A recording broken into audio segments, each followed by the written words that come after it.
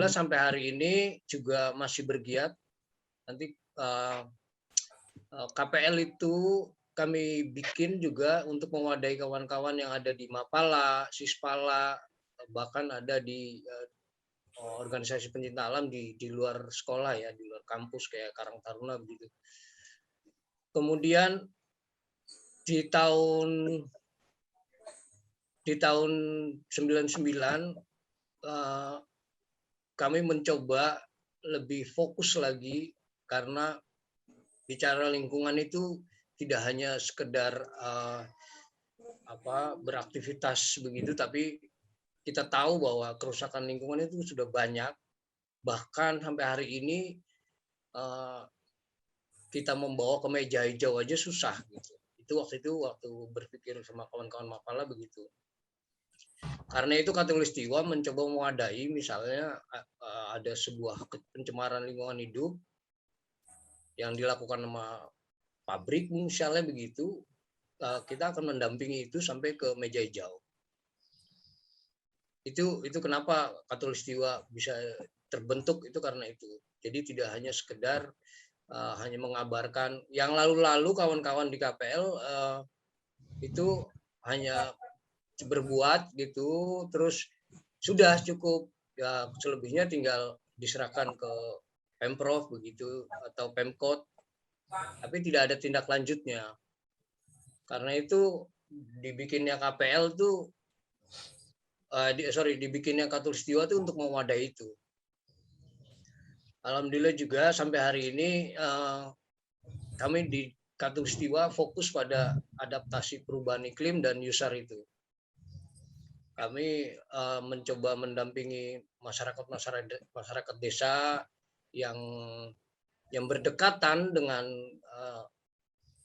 dengan hutan khususnya, untuk mencoba bagaimana masyarakat desa ikut mengelola hutan yang kemarin-kemarin dikelola oleh Perhutani. Kita mendorong masyarakat desa untuk ikut mengelola, karena pada faktanya, ya maaf kalau ada orang Perhutani misalnya di sini, saya minta maaf karena banyak kerusakan hutan yang tidak dapat ditangani sama Perhutani sendiri gitu.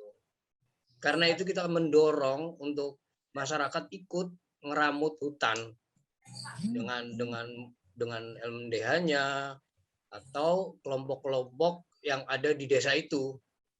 Misalnya begitu. Dengan apa? Dengan program Pro-Iklim tadi, program Kampung Iklim. Karena hari ini pemerintah mendorong untuk dibentuk 20.000 Pro-Iklim di Indonesia. Salah satunya tujuannya mencoba menekan GRK ya, gas rumah kaca itu, karena hari ini dunia hampir mencapai 2 derajat begitu, dan itu kalau nggak salah Presiden juga mau mencoba menekan GRK itu di Indonesia mencapai 30%. Karena itulah dibentuk Pro-Iklim di beberapa wilayah di Indonesia, seluruh Indonesia 20.000 itu. Karena itu pada saat bicara Surabaya, luar biasa, ini harus segera didorong Surabaya untuk membentuk atau menjadi kota Pro-Iklim begitu.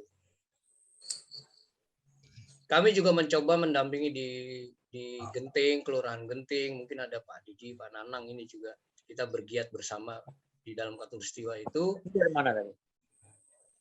Jadi di Kelurahan Genting di RW2 kita mendampingi itu, mencoba, dan beberapa masyarakat di sana sudah menerima kita.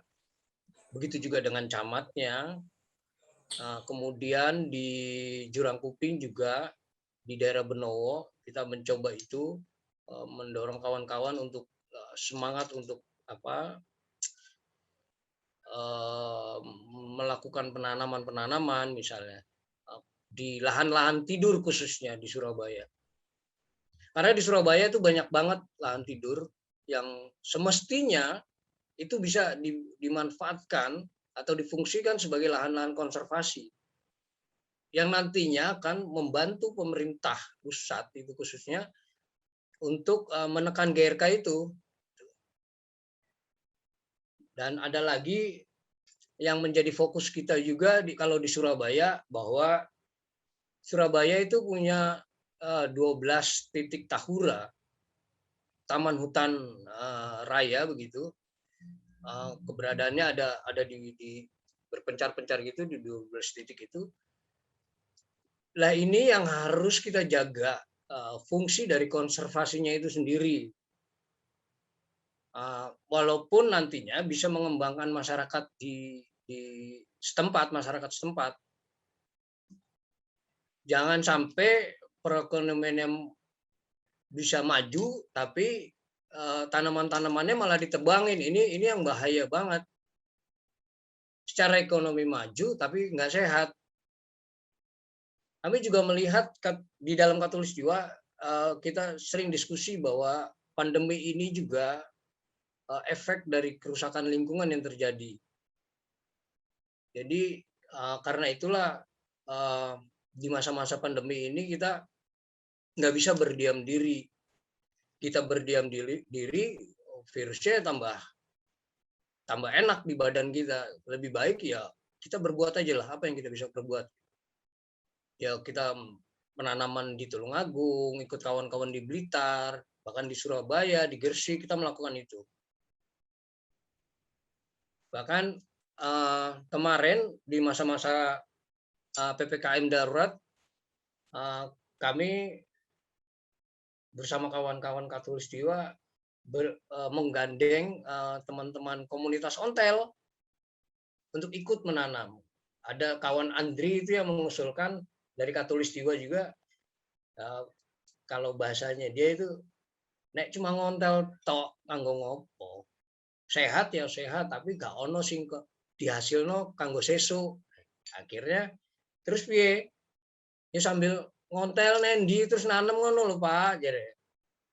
Supaya ada apa namanya? Ada yang bisa ditinggalkan.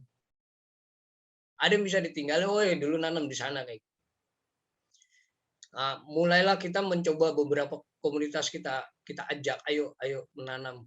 Hari ini oksigen itu luar biasa mahalnya. Maksudnya bukan oksigen yang bisa disedot gitu, tapi itu efeknya dari kerusakan lingkungan. Gitu. Jadi kita mengajak kawan-kawan khusus yang ada di Surabaya, di Jawa Timur ini, ayo kita mencoba membangun proyek klim tadi di tingkatan RW. Kalau di kabupaten itu bisa desa, kalau di kota bisa RW paling kecil skupnya. Kita bisa bekerja sama nanti kawan-kawan dengan dinas lingkungan hidup. Banyak yang bisa dilakukan dalam masa-masa pandemi ini. Misalnya tidak harus menanam intens misalnya, karena kan kita harus jaga jarak juga, jangan sering-sering ketemu juga. Bagaimana caranya ya kita mulai menabung tanaman tadi, mulai nyiapin, 2 minggu lagi kita nanam nih. Udah komunikasi lewat internet misalnya, WA gitu, kita udah komunikasi, oke. Kita mulai nyiapin nih di rumah, mulai menabung sendiri. Pada saat hari hanya kita bawa itu, di mana mau nanam di mana nih kita sama-sama kita tanam. Minimal di rumah kita bisa berbuat apa ya, supaya kalau kita diem ya virusnya makin oke di badan kita. Kita nggak mau itu. Jadi ayo berbuat untuk lingkungan. Nggak ada lagi. Pandemi ini adalah dampak dari kerusakan lingkungan yang terjadi. Terlepas itu politik atau senjata biogas lah apa segala. Kami melihat bahwa ini kerusakan lingkungan. Kalaupun ada unsur-unsur politiknya, ya biarlah mereka yang bicara politik, monggo. Kita tetap berpikir politik, cuman terserah itu. yang kita hadapi adalah pandemi yang dari tahun akhir 2019 itu akhir sampai hari ini masih terjadi. Jadi dengan menanam, membersihkan sampah-sampah di sekitar kita, membenahi sanitasi, itu di rumah kita bisa lakukan itu. Di rumah bisa kita lakukan. Malah ada kawan-kawan dari Sarsu itu, SAR Surabaya itu dia malah memberikan makanan bagi saudara-saudara yang ikut isoman. Jadi sama ada DAK atau Dokter Ayaman Keluarga juga melakukan itu. Itu luar biasa. Saya tidak bisa, saya tidak berbuat di situ, tapi saya lebih banyak menanam, membersihkan sampah, turun-turun ke masyarakat, ngobrol pro iklim kayak gitu-gitu. Jadi saya atas nama Khatulistiwa mungkin, ayo kita berbuat untuk Surabaya paling tidak. Kalau ada kawan Cokonco dari Sidoarjo, ayo kita dorong pemerintah kabupaten kota ini untuk melakukan pro iklim. Karena dengan kita peduli sama lingkungan, insya Allah ya hidup kita lebih sehat. Melakukan lingkungan hidup pun kita dengan pola-pola kembali ke masa lalu, ke budaya kita. Kita lupa dengan budaya-budaya kita yang dulu itu, hari ini di depan rumah itu ada cuci tangan. Dulu-dulu itu sudah ada gentong segala macam. Itu menanam. Dulu itu di zaman dulu, mungkin saya belum hidup ya. Tapi kalau ada aliran sungai begitu, aliran sungai, kalau ada hutan yang rimbun sekali, aliran itu ada sumber mata air, biasanya itu disebut sama orang tua, jangan ke sana, ojo rono le, iku angker. Ojo rono-rono. Tapi sebenarnya ada nilai positifnya yang kita lihat bahwa ternyata dengan bicara seperti itu, mata air tetap terjaga. Mata air tetap terjaga, aliran air tetap bersih begitu. Jadi sebenarnya kenapa kita harus menjaga mata air, terus nek buang sampah itu ojo sembarangan kayak gitu-gitu, itu sebenarnya budaya kita udah lama gitu loh. Dan ketika ngomong lingkungan hidup, ya kita memang harus kembali lagi ke mempelajari budaya-budaya kita, nenek moyang kita yang sudah melakukan itu. Begitu. Jadi kami dari Khatulistiwa masih tetap semangat untuk membangun Jawa Timur ini menjadi pro iklim dan mendorong beberapa kepala daerah gitu untuk membuat regulasi itu. Jadi kalau saya sharing-sharing sama kawan-kawan itu kayak Pak Didi gitu, bicara lingkungan hidup, merawat lingkungan adalah sebuah kewajiban buat warga negara. Hari ini harus itu. Loh, bagaimana polanya? Ya kita mendorong supaya regulasi itu ada. Misalnya dengan keputusan wali kota bahwa Surabaya menjadi kota pro iklim, misalnya begitu. Simpel-simpelnya begitu. Tapi paling tidak ada sebuah regulasi yang benar-benar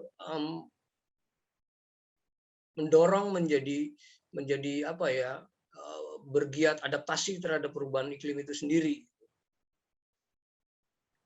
Saya sama kawan-kawan di Tulungagung, Khatulistiwa dan kawan-kawan di Tulungagung juga, alhamdulillah bupatinya kalau nggak salah itu sudah mendorong untuk membentuk 200 pro iklim, kampung iklim, dan akan mendeklar sebagai kabupaten pro iklim. Itu sudah dibikinin, kawan-kawan juga mendorong sebuah perkap ya, peraturan kabupaten gitu, keputusan bupati tentang proiklim. Jadi mereka mendorong untuk itu dan bupatinya sepakat. Luar biasa sekali. Kenapa Surabaya nggak bisa? Kan ada kawan-kawan, semua ini luar biasa. Sampai malam ini nih, semua penggiat lingkungan. Ayo kita mendorong regulasi itu. Karena hari ini, kenapa sih kita harus ngobrol, saya mendorong untuk ngomong proiklim, karena regulasinya yang ada hanya itu. Maksud saya, kalau mau bikin adaptasi perubahan iklim, ya ada proiklim ini. Ada undang-undangnya, ada perpresnya, ada keputusan Menteri Lingkungan Hidupnya, kayak gitu-gitu. Itu sudah ada semua, tapi ketika turun ke daerah ini belum ada daerah. Berpegangan pada pusat. Hari ini, ayo kita dorong itu paling tidak Surabaya atau ada Sidoarjo di sini, mungkin Gresik, kita dorong kepala daerah-daerah itu untuk membuat sebuah regulasi tentang adaptasi perubahan iklim. Lebih peduli lagi. Misalnya, saya mencoba cerita flashback ke belakang ya.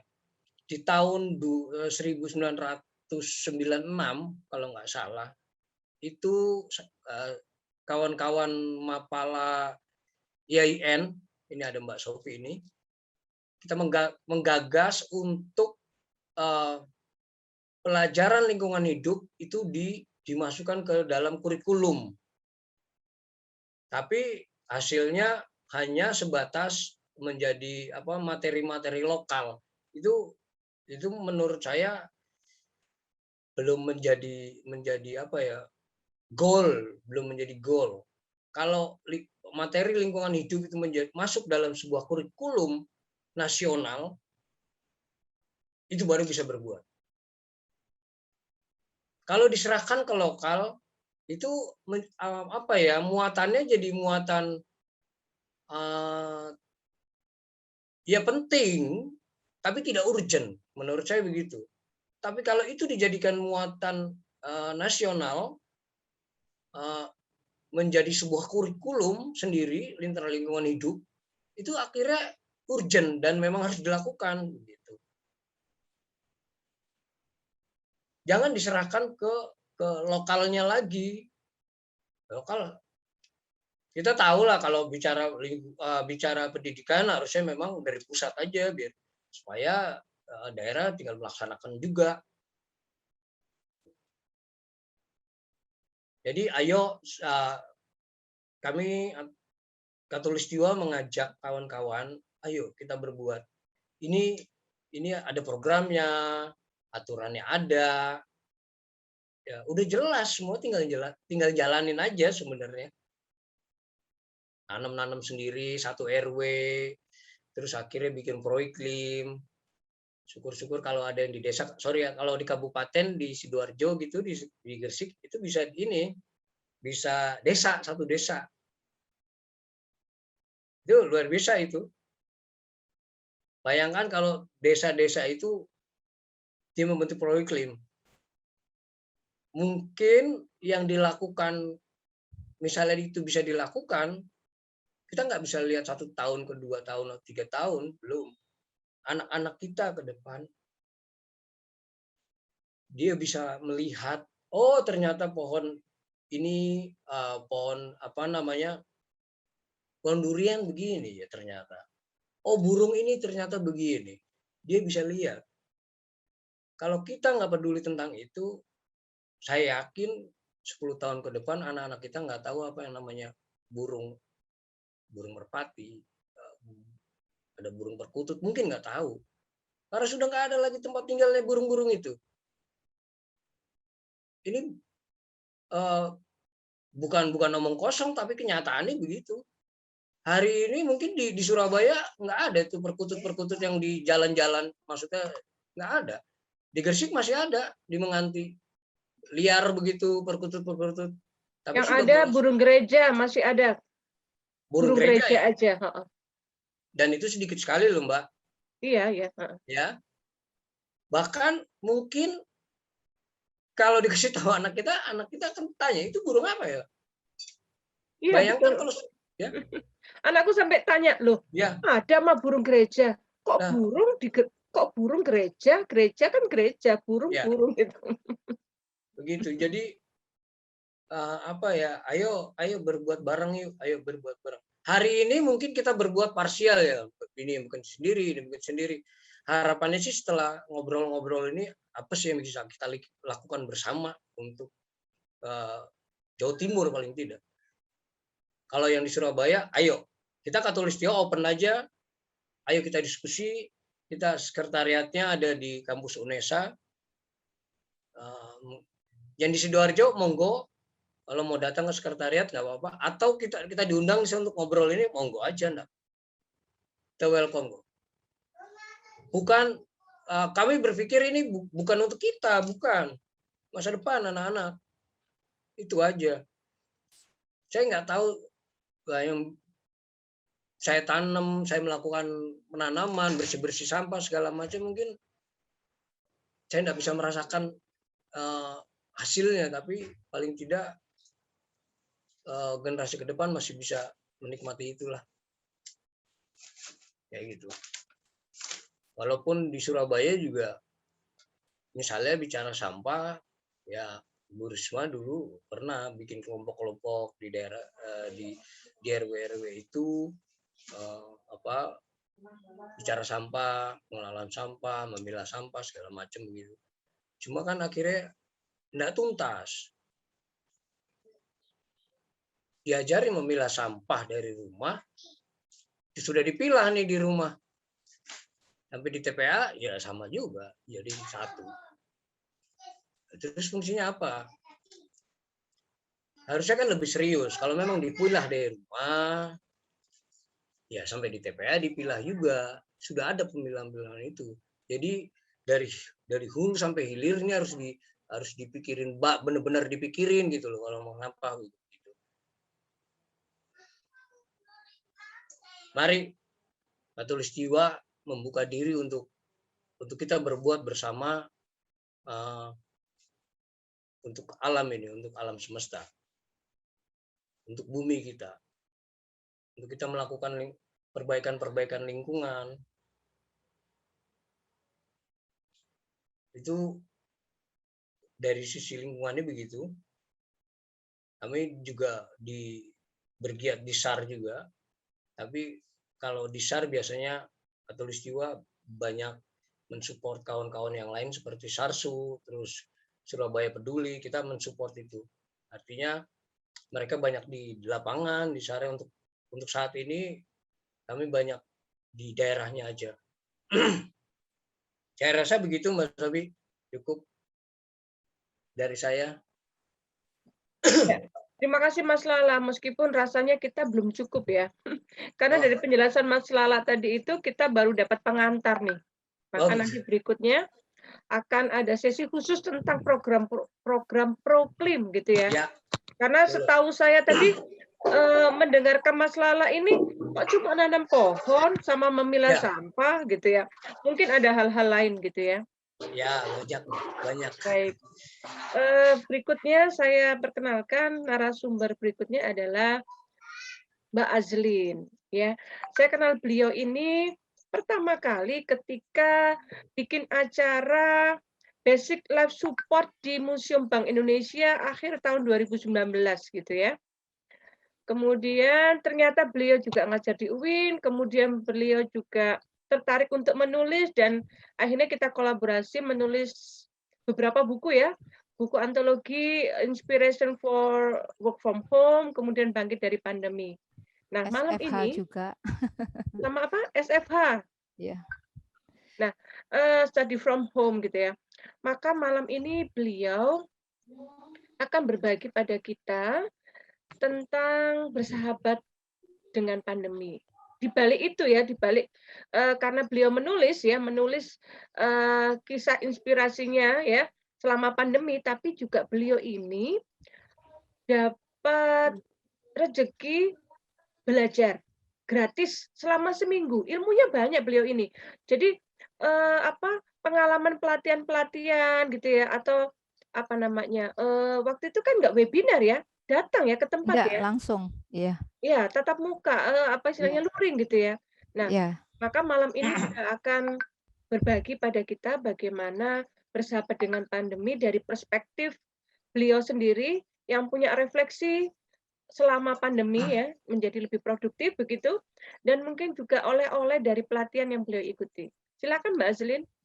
Terima kasih. Assalamualaikum warahmatullahi wabarakatuh. Waalaikumsalam warahmatullahi wabarakatuh. Alhamdulillahirabbil alamin.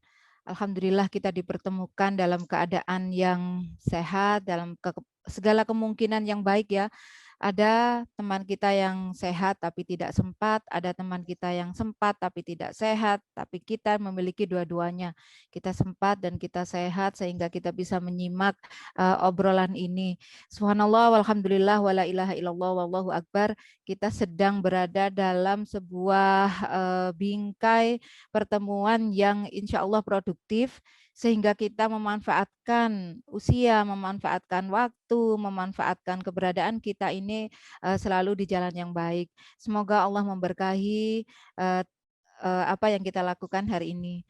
Yang terhormat Bu Sofi, yang terhormat Mas Lala, saya panggil semuanya Mas Ardiansah Idrus, Mas Ipung, Dek Hadi, Mas Ahmad Khairuddin ya, ini anak Unsa juga kayaknya. Iya. Ini kemudian ada Pak Didi, ada Kak Fajar, ada Mas Ramadan, ada Radian Jadid. Ini Pak apa Mas ya? Saya belum kenal, nanti boleh kenalan. Nah, dan ada Kak Sisworyanto. Nggih, terima kasih atas kesempatan hari ini kita bisa bersua. Selanjutnya turut berduka cita atas berita-berita teman kita, temannya teman kita, saudara-saudaranya kita, kemudian dan lain-lain, mulai dari nama-nama yang tidak kita kenal sampai nama-nama yang kita kenal telah menjadi syahid dalam perjuangan melawan COVID di pandemi ini. Semoga mereka arwahnya diterima oleh Allah Subhanahu wa taala dan diberikan tempat yang terbaik. Amin. Serta keluarga diberikan kesabaran dan ketabahan. Selanjutnya saya berterima kasih Bu Sofi atas kesempatannya. Bu Sofi ini paling pinter memantik saya. Paling pinter memantik saya. Pokoknya saya disentil gitu aja langsung jualan gitu ya. Saya pernah pengalaman pertama menulis dengan Bu Sofi itu saya waktu itu lagi menumpuk apa ya, lupa. Kemudian jam 6, Mbak, saya tunggu ya maksimal jam 6 hari ini. Pagi itu juga saya selesaikan tulisannya. Karena sudah membara sebenarnya, tinggal menuangkan saja. Kita semua punya cerita, kita semua bisa menuangkannya dalam bentuk tulisan. Nanti kurang atau lebihnya bisa menjadi sebuah pembelajaran dan kita saling mengoreksi di dalam memberi informasi, mengoreksi dan memberi masukan di dalam grup tersebut. Terima kasih. Mohon izin saya ingin share kali ini kita tentang bersahabat dengan pandemi dulu ya. Barangkali nanti lain waktu ada materi-materi yang lain bisa kita kembangkan. Khusus tentang oleh-oleh saya yang pelatihan seminggu itu memang benar-benar rezeki nomplok. Karena apa waktu itu jadi BNPB mengadakan pelatihan yang namanya SPAB ya, melatih untuk membentuk fasilitator SPAB di Jawa Timur. Kesempatan ini diberikan kepada 40 orang yang ternyata dihadiri oleh 38 orang saja. 20 orangnya adalah pembina dan pelatih pramuka. Jadi dari unsur pramuka ada 20 orang, selebihnya dari BPBD, perwakilan BPBD. Di situ waktu itu tanggal 2 sampai 7 kalau tidak salah itu di Novotel Surabaya. Waktu itu saya masih memberi ASI ya anak saya, jadi fasilitas menginap di Hotel Novotel saya saya tinggal, saya pulang. Jadi setiap hari saya PP dari Damarsi ke Ngagel. Intinya saya tidak menginap. Jam 9 saya izin undur sampai rumah jam 10 dan begitu setiap hari selama 1 minggu. SPAB ini adalah ilmu tentang Satuan Pendidikan Aman Bencana, di mana kita di sana menjadi fasilitator bagaimana cara membentuk membentuk sekolah supaya menjadi sekolah yang aman bagi murid-murid dan warga sekolahnya begitu. Ada 3 unsur, ada 3 pilar di dalamnya dan kompleks penjelasannya nanti suatu saat saya boleh berbagi juga kapan-kapan. Intinya kemudian tahun 2019 itu bulan Agustus, kemudian kami sempat melakukan SPAB di beberapa kota di Jawa Timur sampai akhirnya tahun 2020 harus off karena pandemi. Tahun 2020 off, kemudian kita mencoba BPBD ya, intinya mencoba untuk membuka lagi program ini di bulan Juni kemarin. Rencananya 10 kota, kabupaten kota di Jawa Timur, baru terlaksana 2 kena PPKM darurat. Maka berhenti. So sedianya dalam bulan-bulan ke depan ini saya harus menyelesaikan, saya dan tim ya, saya mempunyai tim SPAB dari SRPB Jawa Timur yang saya berikan pematangan, pemantapan, pembekalan materi SPAB sehingga bisa menjadi fasilitator walaupun belum bersertifikat resmi seperti yang saya miliki. Tapi tim ini sudah kuat dengan materi-materi dan selalu saya asah, saya beri kuis, saya beri kesempatan tampil dan lain-lain. Sehingga insya Allah bisa berbagi di komunitas-komunitas lain masing-masing itu. Lain waktu kita akan berbagi. Sekarang kita fokus kepada bahasan ya. Yang kemarin juga saya mendapat pantikan dari grup Khatulistiwa, sahabat Khatulistiwa itu. Wah, grupnya luar biasa, berisi dengan orang-orang yang potensi, orang-orang yang senior-senior. Saya di sini nyuwun sewu tidak bermaksud untuk ngeminteri, menegesi, tapi intinya saya ingin berbagi. Ya, judul presentasi saya ini bersahabat dengan pandemi. Saya asli Khatul Insia, akrab dipanggil Kak Azelin ya atau Mbak Azelin. Saya adalah seorang ibu rumah tangga, mempunyai beberapa kegiatan untuk mensupport tugas saya sebagai ibu dan istri, yaitu antara lain menjadi dosen di UINSA, kemudian menjadi relawan, menjadi pembina pelatih pramuka, menjadi pembina pramuka juga. Bergiat di kuliner, kami juga ada beberapa menjadi ya suatu ketika di masa lalu menjadi tour guide di gunung sama outbound trainer. Sekarang lagi off ya untuk 2 kegiatan itu.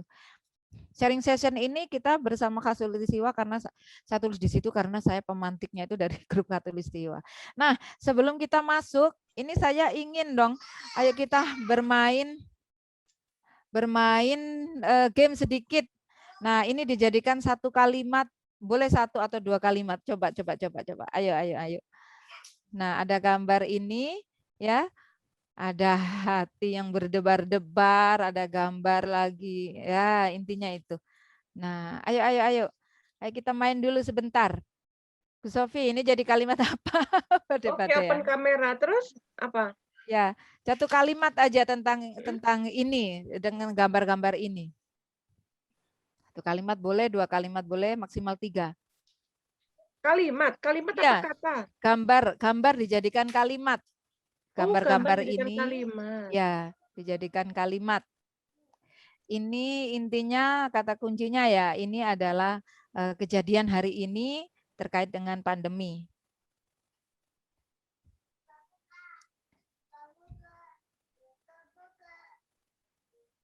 Oh gitu, nulis di chat ya teman-teman. Ya, boleh. Ya deh, lanjut ya. Sambil lanjut. Ini 3 gambar, boleh pilih salah satu gitu ya? Boleh 2. Biasanya nggak bisa. Kalau 1 mungkin tidak bisa. Boleh berhubungan 1, 2, 3 atau 1, 3, 4 atau 1, 5, 6. Boleh campur gitu. 6. Intinya berkaitan dengan pandemi. Begitu, Bu Sofi. Enggak, artinya kan cuma 3 gambar. Ya, boleh digabung, Bu Sofi. Oh gitu. Iya. Ya, oke. Boleh sambil mendengarkan ya nanti ya. Biar nggak kaku. Nah, ini dia si dia yang kita sedang berada di dalamnya. Betapa kita adalah ciptaan Allah yang luar biasa. Kita ditempatkan dalam situasi pandemi yang menjadi sejarah. Kita adalah pelaku-pelaku sejarah yang nantinya kita bisa bercerita secara langsung karena kita mengalami kejadiannya kepada anak-anak kita, cucu-cucu kita, kepada berita ini yang akan nanti menjadi menyambung kepada seluruh keturunan manusia di bumi, bahwa pada tahun 2019 telah pernah terjadi ada yang namanya coronavirus disease, ya, yang disingkat COVID.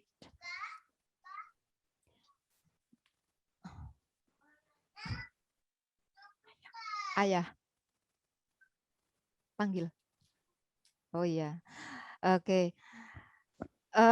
Disinilah kenapa saya perlu ceritakan hanya gambar saja, karena saya rasa sudah terlalu paham ya kalau tentang ini. Kemudian dia adalah tamu yang tak diundang. Saya buat tulisan seperti itu, seakan-akan kita waktu itu terjadi shocking moment ya, tiba-tiba pada bulan November 2019.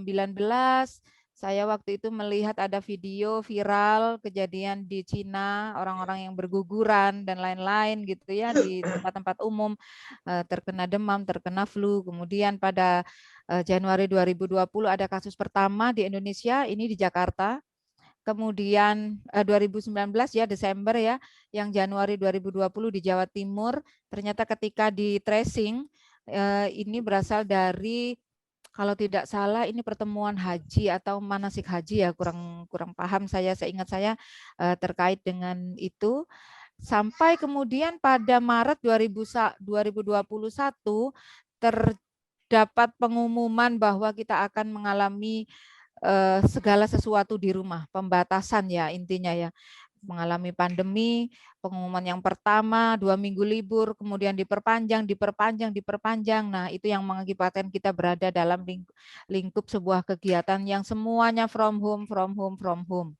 Nah, waktu itu kita juga agak panik antara yang mana yang benar, yang mana yang tidak, sehingga kita juga mengalami kebingungan bersama-sama gitu, kebingungannya sampai tidak bisa mengklarifikasikan satu dan lain.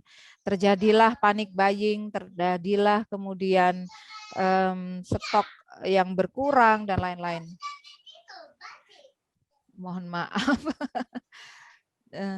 Saya lanjutkan. Memang ada beberapa negatifnya ya, mulai dari kesehatan yang terganggu, korban sakit, korban meninggal dunia, sampai yang terakhir terjadinya PPKM mulai dari PPKM mandiri sampai darurat ini sampai 40.000 kasus. Ya Allah. Satu hari kita mendengarkan 1, 2, maksimal sampai 3 berita meninggal dunia. Belum lagi bahwa rumah sakit sudah penuh, bahkan menolak, satu orang bisa sampai mencari rumah sakit ke 4 tempat dan lain-lain. Betapa saya tidak ingin menceritakannya, kita sudah tahu. Perekonomian juga terganggu. Presiden Jokowi menyampaikan bahwa persentase penurunan perekonomian kita sampai 2,19%. Dan ini adalah hal yang memprihatinkan ya, melihat dari 2,19%, seandainya ini dihitung dari pendapatan per kapita per tahun dari seluruh rakyat Indonesia, luar biasa angkanya. Kegiatan dan rutinitas kita terganggu, oh iya jelas. Saya ceritakan ya bahwa saya itu punya aktivitas mengajar di sekolah internasional, mengajar pramuka, melatih adik-adik itu 1 jam. Ini saya menceritakan angkanya bukan sombong, hanya lingkup terkecil saja. Bukan sombong atau pamer atau bukan apa-apa, intinya bahwa dengan hasil yang sedemikian itu nanti bisa saya gunakan untuk mendukung beberapa kegiatan dan tidak bisa akhirnya tidak bisa didapatkan kan, karena sekolah fokus pada pelajaran, intern pelajaran, sedangkan ekstra banyak yang dikurangi termasuk ekstra pramuka. Saya mengajar per jam 250.000 di Singapore International School karena memang kelasnya internasional dan menggunakan bahasa internasional.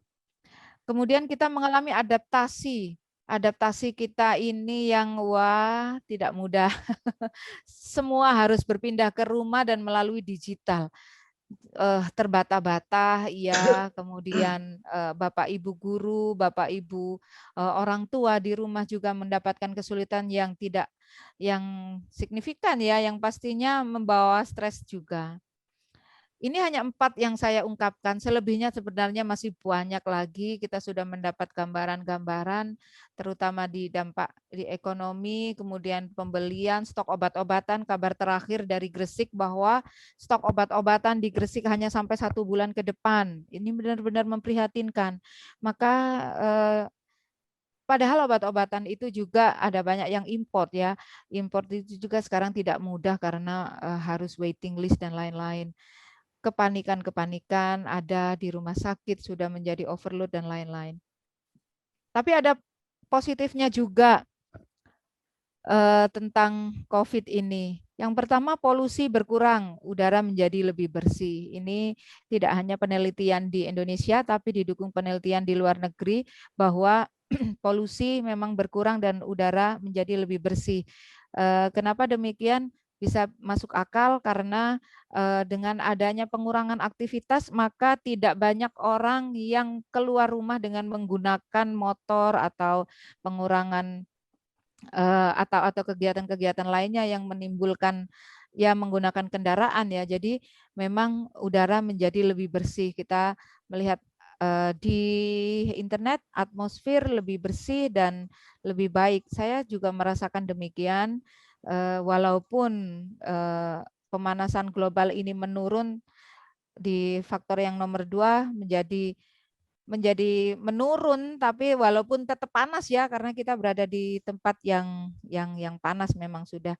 Saya rasa ini nanti bisa menjadi bekal kita untuk lebih banyak bersama dengan khatulistiwa, misalnya melakukan penanaman, misalnya kemudian pembersihan dan pengkondisian lingkungan gitu ya, supaya lebih mendukung pemanasan global ini menurun. Getaran air bersih, air menjadi lebih bersih ya, betul, karena juga tendensi kegiatan di laut yang berkurang, pelayaran yang berkurang, kemudian kegiatan-kegiatan di laut yang lain juga berkurang. Kegiatan-kegiatan kita di luar yang biasanya kita lakukan, barangkali misalnya naik gunung, menyampah di gunung, dan lain-lain juga sekarang tidak sebanyak dulu gitu. Jadi insya Allah ini akan menjadi, karena kesempatan itu nanti akan dipakai oleh alam untuk meregenerasi dirinya gitu ya. Karena kita sudah tidak mengunjungi tempat-tempat wisata, tidak mengunjungi tempat-tempat kita biasa berhangout di gunung gitu. Sehingga mungkin sekarang ini juga akan terjadi regenerasi dari tanaman-tanaman kita yang ada di sana, termasuk pemulihan kembali karena air-air yang ada di sana tidak banyak digunakan.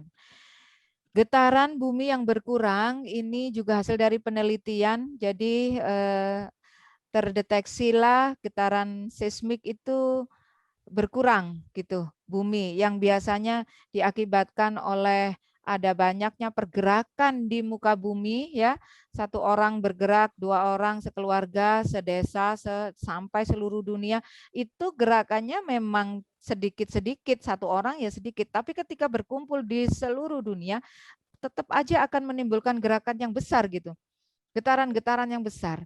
Nah sekarang ini setelah adanya pandemi, karena getaran ini mulai berkurang, maka efek lainnya adalah di getaran-getaran gempa yang kecil, pergerakan bumi yang kecil itu sekarang malah terasa gitu. Jadi kita bisa merasakan karena apa? Karena getaran bumi lainnya tidak ada gitu. Bubuk aja. Iya, efek positif lainnya juga banyak ya. Polusi udara ini data dari Liputan 6. Kemudian dampak-dampaknya banyak sekali. Selain itu kita juga mencatat bahwa ini akan menjadi pendekatan keluarga yang baik begitu. Jadi tidak ada yang terjadi secara kebetulan, memang semuanya seakan-akan kita dikembalikan ya. Keluarga itu sekarang adalah tanggung jawab dari kepala keluarga dan ibu jadi pendukungnya begitu. Di dalamnya kita ini bertanggung jawab tidak hanya pada hal mencari materi saja di luar, kemudian anak-anak dititipkan di sekolah, dititipkan di orang tua.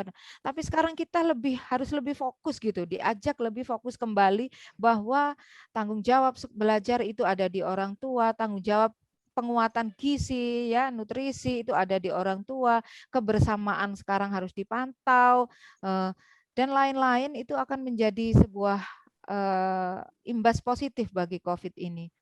Kemudian kita di sini disebutkan bahwa peran ayah dan ibu jadi maksimal ya, kembali kumpul keluarga walaupun dengan beberapa kompleksitasnya kita tetap bisa berkomunikasi tanpa jarak ya, perhatiannya lebih intens, kita lebih peka, kamu sudah cuci tangan, kamu makan yang bergizi, nah dan lain-lain. Menambah keimanan dan ketakwaan jelas. Kita akan banyak mengajak berdoa kita sekeluarga, kemudian kita juga kegiatan-kegiatan kita jadi quality time dengan keluarga. Kita intinya fokus lah, karena tidak bisa mengharapkan lagi sekolah untuk menjaga anak kita, wong anak ada di rumah gitu, dengan segala kemungkinannya. Kemudian di sini seperti yang saya sebutkan kemarin waktu di grup, tidak ada jalan lain. Tidak ada jalan lain karena saya mengutip kata-kata Profesor Samsul Ma'arif ya. Memang kita pandemi ini tidak akan berakhir dalam hitungan hari, bulan, dan tahun. Kita tidak bisa memastikan. 2020 selesai, oke, 2021 kita bergiat. Nyatanya setelah kita mencoba mempersiapkan kegiatan kita, baru mencoba mempersiapkan gitu, mulai menambah volume kegiatan kita. Lah kok kena PPKM mandiri, berarti tidak bisa sekali kata gitu intinya. 2021 ternyata kita masih harus dihadapkan dengan fight again melawan pandemi. Di sini kita kemudian dihadapkan pada pemikiran lah, kalau begini terus bagaimana kita cari makan, bagaimana kita cari ilmu, bagaimana kita akan bergiat, bagaimana kita akan berkarya. Maka dari situlah ada kesimpulan kita tidak bisa hidup berhenti karena pandemi, tidak bisa. Kita tetap harus melanjutkan kehidupan ini. Menurut Profesor Samsul Ma'arif demikian. Karena sudah melalui penelitian dan pengamatan beliau, melalui penelitian di lembaga beliau yaitu Puspita, sudah dikaji ya bahwa tidak akan selesai 1 tahun 2 tahun. Bukan untuk menakut-nakuti, tapi ini untuk menjadikan wawasan dan kita bisa mempersiapkan lebih baik ke depannya. Yang pertama harus dilakukan ya melanjutkan hidup seperti adanya. Ya, yang sekolah kita sekarang SFH. Yang bekerja kita sekarang WFH. Yang belanja online saja, ada banyak fitur-fitur. Yang mau kirim-kirim barang pakai kurir. Intinya meminimalisir pergerakan kita keluar. Sudahlah, tidak ada tempat yang lebih baik daripada rumah. Karena di situ kita terkunci hanya dengan keluarga kita saja. Begitu kita keluar, nanti kita akan berbaur dengan orang-orang yang belum tentu mereka semua sehat. Belum tentu mereka semua bersih dari virus. Ya, karena mereka bisa jadi OTG, mereka bisa jadi membawa ya seperti halnya kita tahu sekarang ada virus baru yang ternyata kita juga menjadi imbas virus ini, terkena imbas virus ini.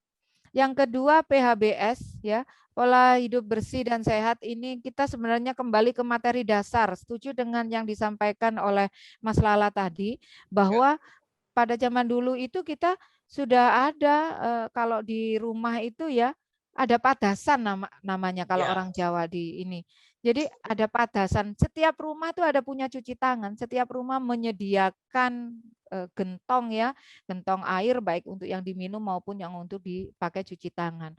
Kemudian pelajaran-pelajaran cuci tangan, membuang sampah, kemudian hidup bersih, makan sehat, istirahat cukup, dan harmoni bersama keluarga ini adalah pelajaran saya mulai dari TK Saya sekarang 43 tahun. Jadi sudah ada sekitar 37 tahun belajar tentang cuci tangan, an-nadhafatu minal iman, ya, jagalah kebersihan, buang sampah di tempat sampah. Ya. Itu semua sampai bertahun-tahun pun ternyata belum menjadi pola hidup yang baik bagi masyarakat kita. Ini yang saya benar-benar prihatin sebenarnya. Materi-materi dasar ini kita seakan-akan apa ya, dibalikkan kepada Allah bahwa kita itu sudah hidup melampaui batas gitu selama ini. Seakan-akan kita semuanya tersedia, kita merasa cukup, kita merasa harus meraih yang lebih-lebih, kita lupa. Pola hidup dasar inilah yang ternyata menyelamatkan kita, menyelamatkan keluarga kita. Jadi kita harus melakukan hal-hal yang selaras ini. Ini saya sebut selaras 4 poin ini. Kemudian yang ketiga adalah sabar dan sadar.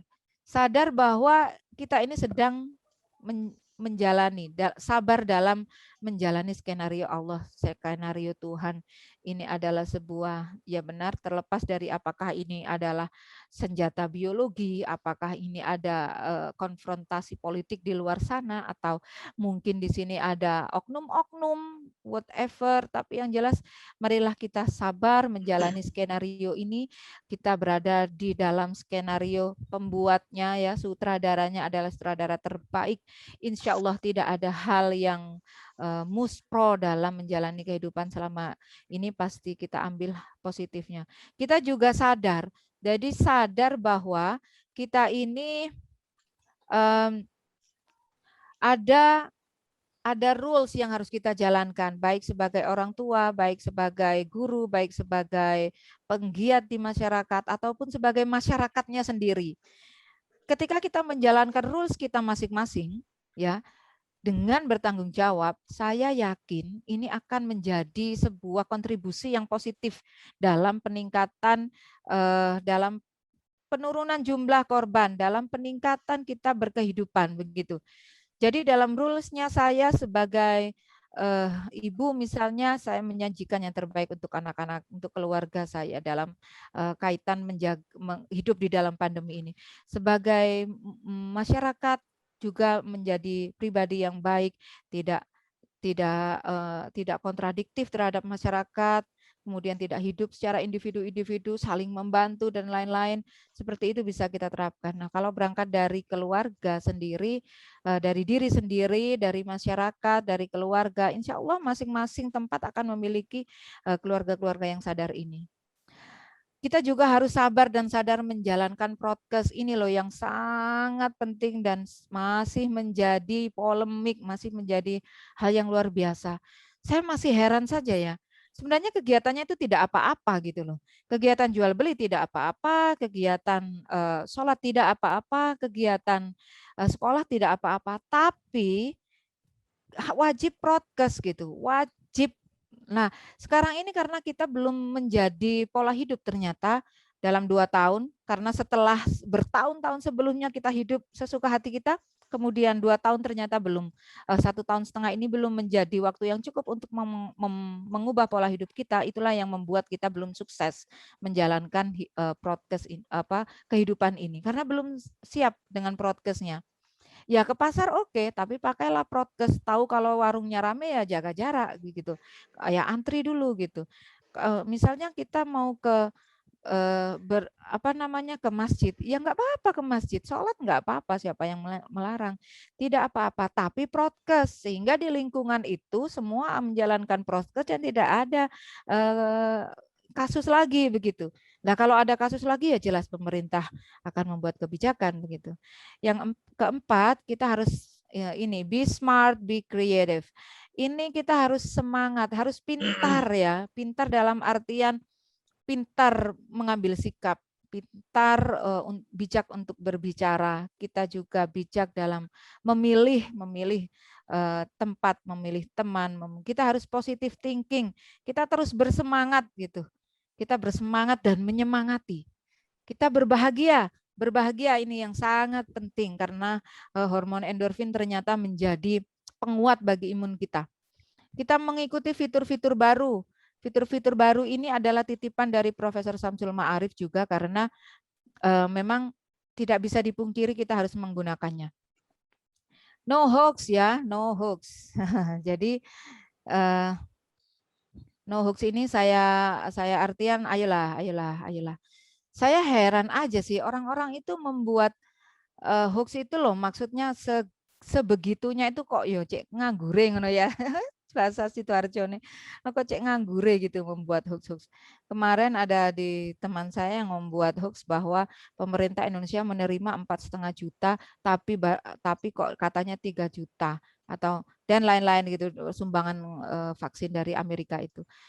Itu nggak perlu banget gitu. Menurut saya lebih baik postingan kita yang bersahabat saja gitu. Berita-berita gembira, lucu-lucuan kayak gitu. Nah, ini diantaranya adalah fitur-fitur yang bisa kita pakai. Sekarang ini kita sedang menjadi pemakai fitur itu dengan menggunakan meeting melalui Zoom. Kita sekolah mengajar melalui Google Meet. Ya, kita melakukan aktivitas belanja bepergian atau kurir ya melalui kurir-kurir dari aplikasi ini. Ada kurir-kurir lokal juga. Kita belanja juga di online shop ya. Yang ada ini kita bersosialisasi dengan teman melalui ini dulu. Ya, kita berkreativitas sebanyak-banyaknya melalui akun-akun media sosial kita di Facebook, di Instagram, di Twitter, ya menjadi kreatif ya, terutama sekarang YouTubers itu mendapat penghasilan dari kontennya. Jadi saya rasa itu akan menjadi sebuah hal yang produktif juga daripada kita sibuk-sibuk membuat hoax gitu. Saya sertakan di sini aplikasi-aplikasi yang menjadi fitur-fitur baru dalam serial kita bersahabat dengan pandemi, yaitu bahwa kita maksimalkan penggunaan Inaris dari BNPB. Inaris ini adalah aplikasi yang berguna untuk mengetahui dulu tempat kita berpijak ini aman dari bencana atau tidak. Di situ ada.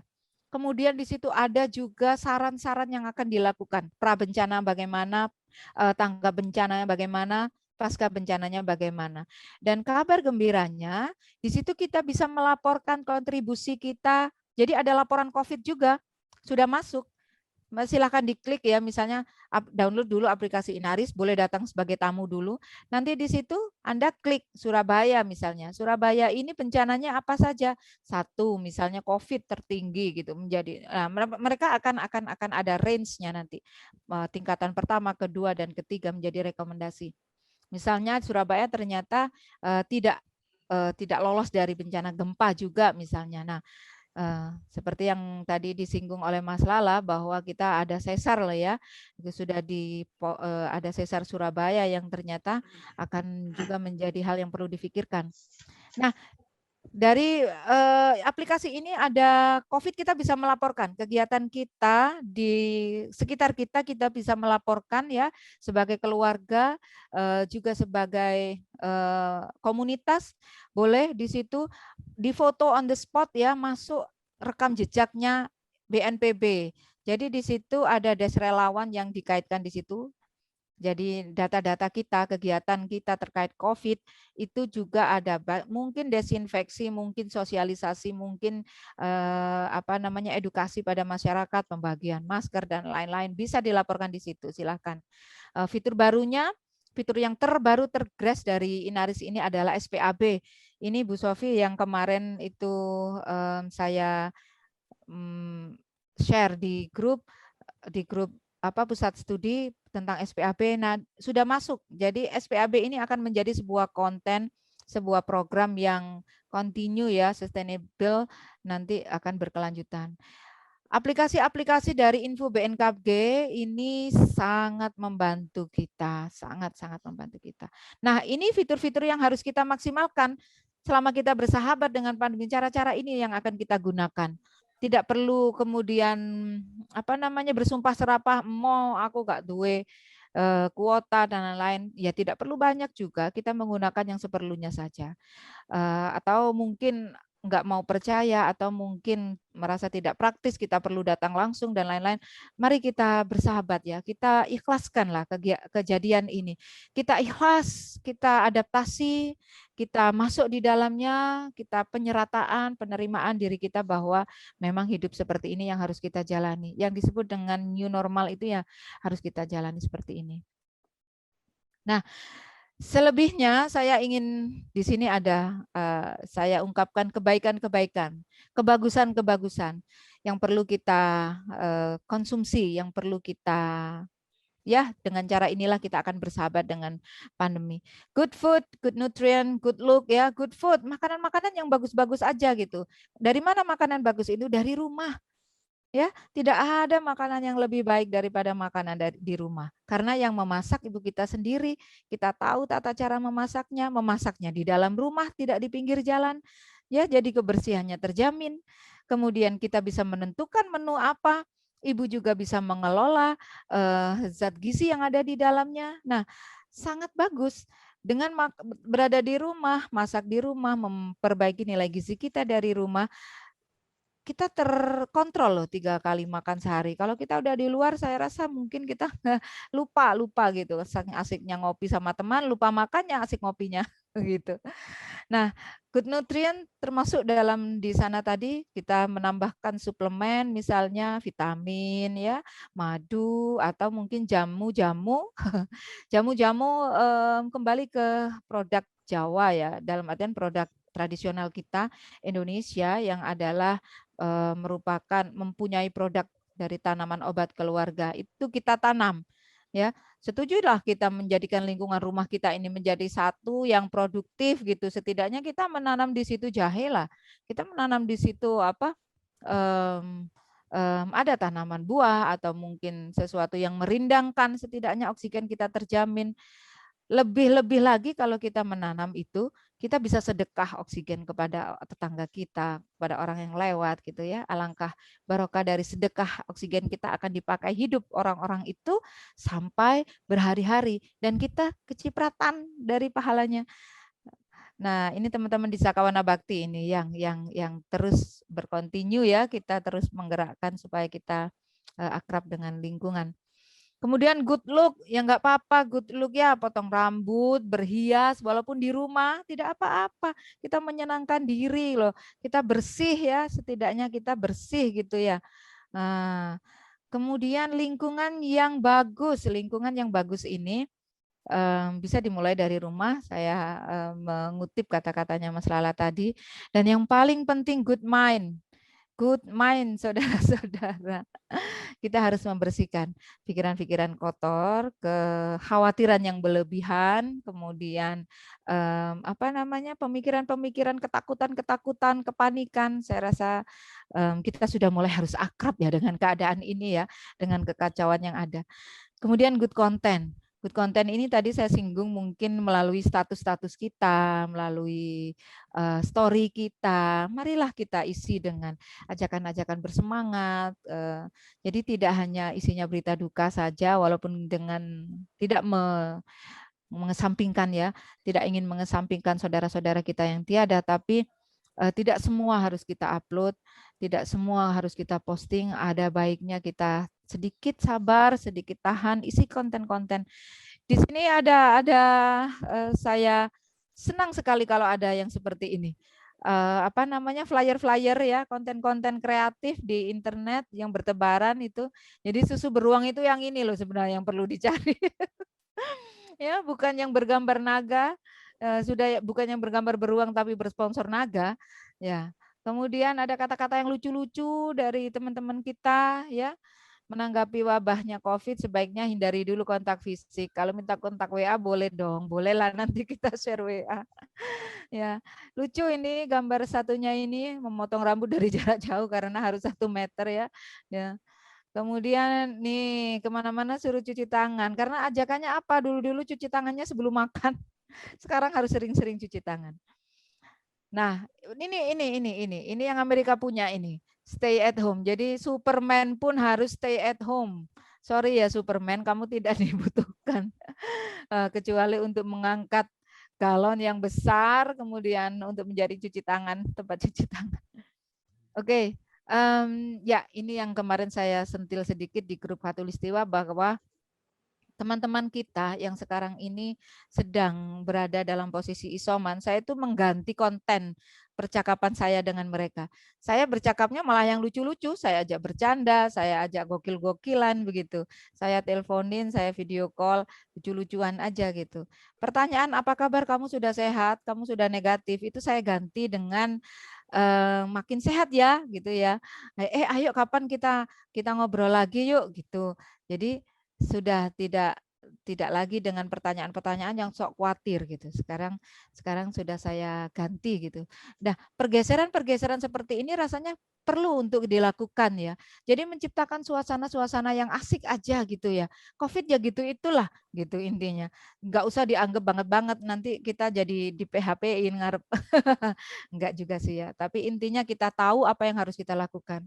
Saya yakin teman-teman kita tahu juga yang lagi isoman itu apa yang harus dilakukan.